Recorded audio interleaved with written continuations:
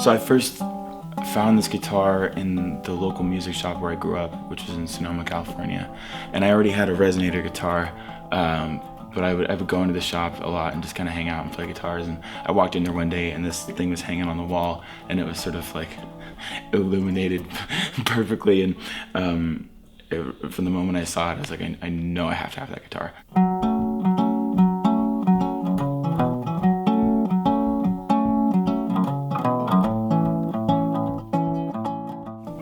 The shop owner is a friend of mine, this guy Gerard, and I was sort of asking him a few questions, trying to find out what the story was, because it's one of those guitars where you look at it and you can tell like there's something different and interesting about it.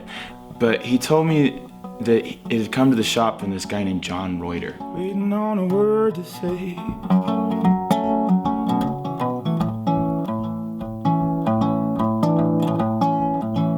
Something sacred we could utter someday. I, over the years, was under the impression that he had built it. Back in just about 2 months ago in December, I was coming through Phoenix to play a show, and I wrote him one more time and I said, I'd love to have you as my guest to come see it and talk to you about this guitar that you made.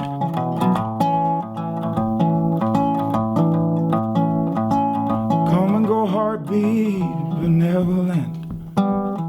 I pulled it out, and right off the bat he says, I didn't make that guitar. And I said, you didn't? And he said, no, I restored it. And he told me this whole story behind it. Wait on the sun,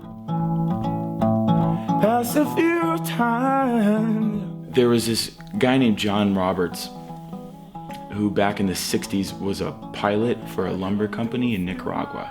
And that company was mostly shipping rosewood and mahogany. And John Roberts had this vision of creating a boat made entirely out of that wood. So he hired a bunch of the natives to go into the rainforest and harvest some wood for him to use for this boat. And so they go out to collect the wood, and a month later they don't return. So he figures they just sort of skipped off with the money and weren't coming back.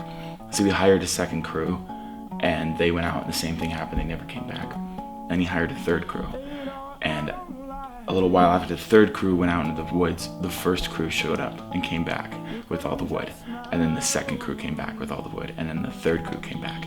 So all of a sudden he had this incredible amount of rosewood and mahogany, which was far more than he had ever intended to have. And he was talking to a friend of his who told him, listen, you have some of the best guitar tone wood in the world, and you should learn to make guitars with this wood.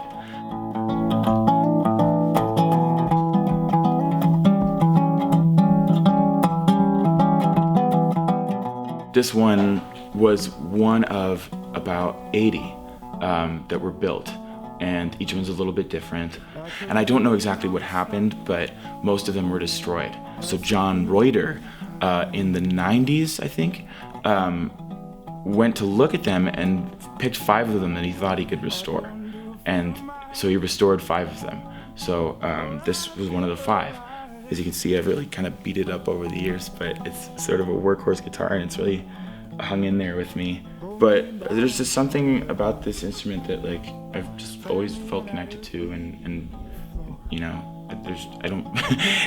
acquiring this guitar sort of saved me from the desire to keep acquiring more guitars. I've sort of just felt like this is the one for me.